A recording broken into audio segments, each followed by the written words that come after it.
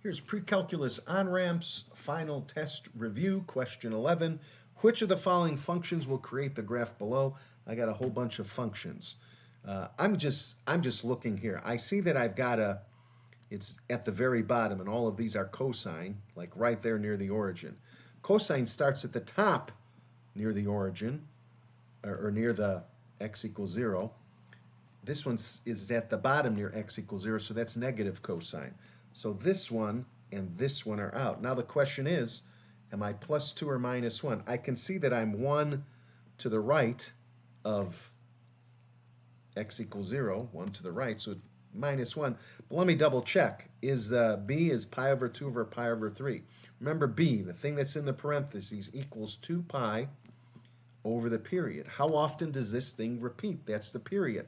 Well, it starts, I'm just going to look difference between two peaks or two bottoms, two troughs.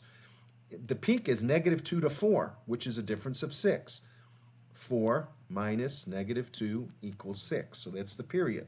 1 plus 6 is 7, so the period is 7. B equals 2 pi over 6 equals pi over 3. So this one is out.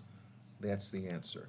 Now I'm working this at home or whatever, so I'm going to plug it in. Y equals 2 minus 3 cosine pi over 3 times x minus 1. And I can see I've got negative 2, 5. I've got 4, 5. I've got 1, negative 1. I've got 7, negative 1. And I've got negative 5, negative 1. Yeah, sure enough, that's it. But on test day, just remember, find the b, whatever goes inside the parentheses.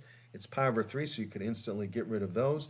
And then you see if it's low near that point, and it is low, so it has to be a negative cosine, and that gets rid of the positive. And then just double check. It should be at its lowest point where x equals 0. That's how cosine works. And this is 1 to the right of that. So when it's inside with x, it's the opposite sign. So it would be minus 1 means 1 to the right.